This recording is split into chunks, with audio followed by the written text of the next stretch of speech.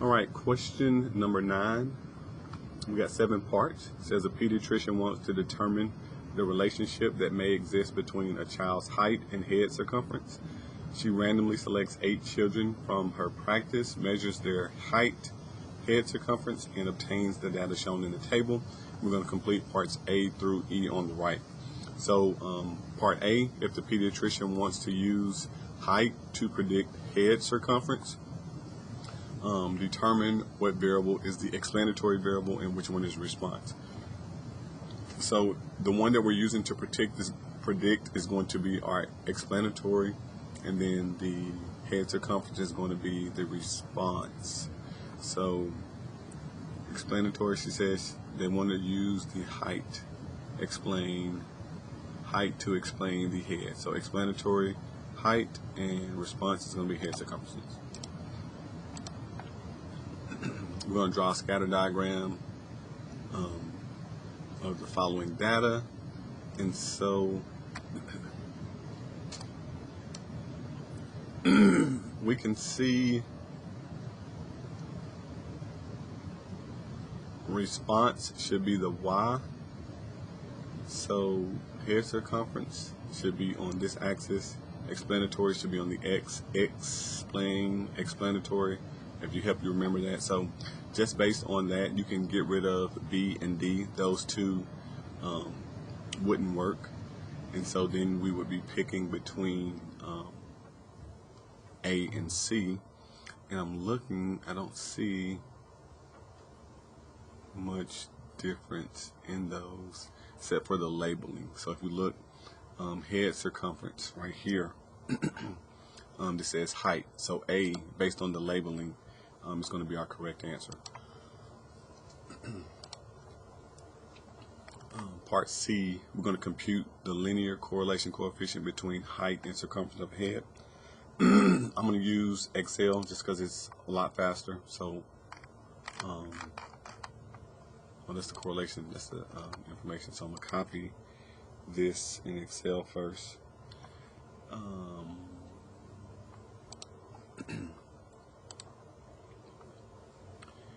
And then I'm going to click in a separate square. I'm going to say R, and then next to it I'm going to put the value. So I'm going to go to formulas, more functions, statistical, and we're going to go to correlation coefficient. So this is that one.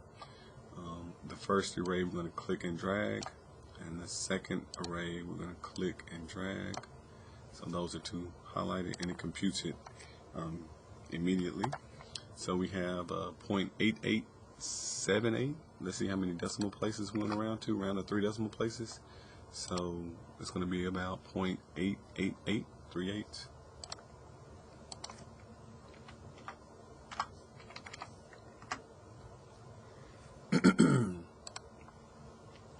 All right, D, does a linear relation exist between the height and head circumference? So to determine that, if there's a linear relation, we're going to go to the critical values. We had 8 data values, which is 0.707.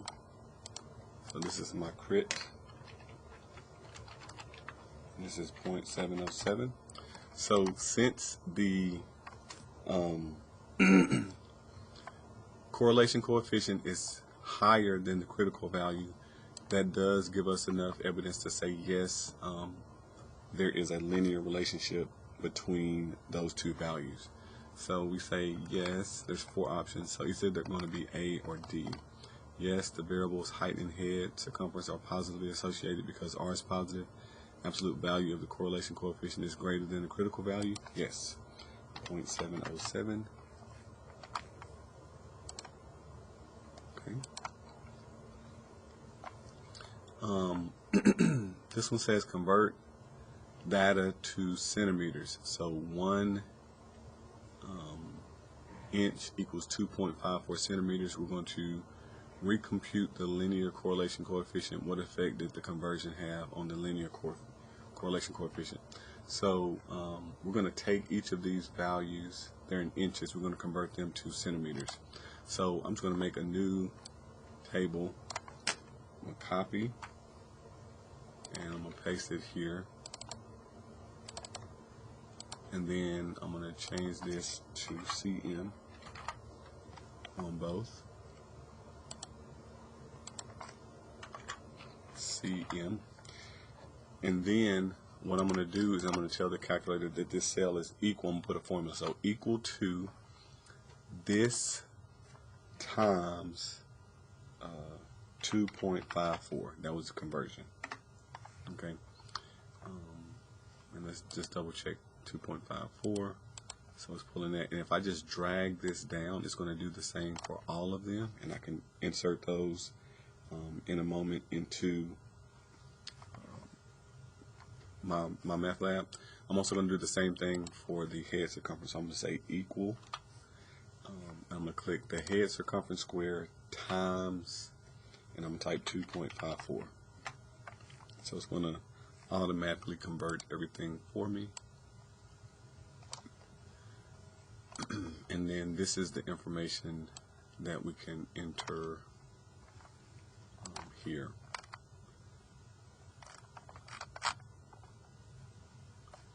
For some reason I feel like I'm not seeing all of it.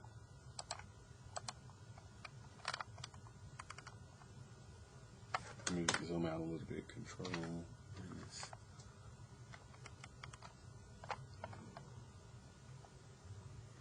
This is the only one.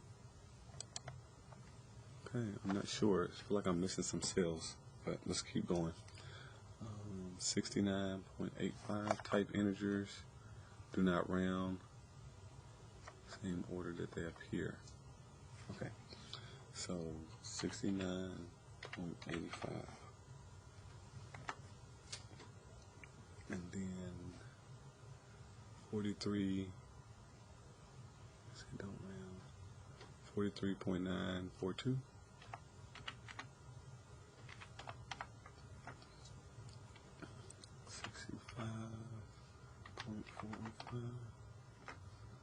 42.926.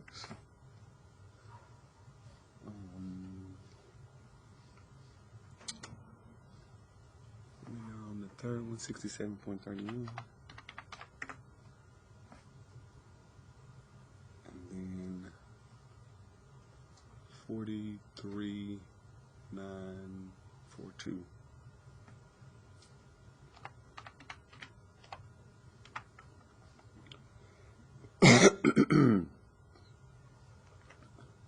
Um, 64.135.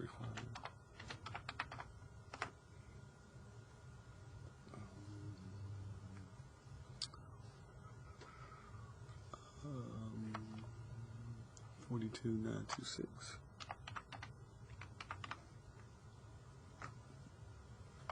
Okay, so it only took a few of them and didn't take them all. No wonder why. Convert the last four. Also, it says the first four and the last four. Okay, that's why I feel like I'm having trouble with that part.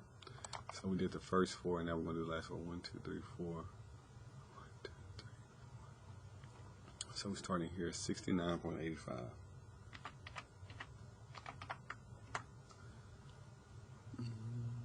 And then 44.45.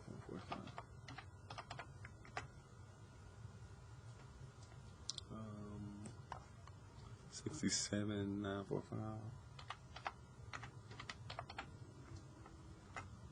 44.196. 6604. And then 43.434.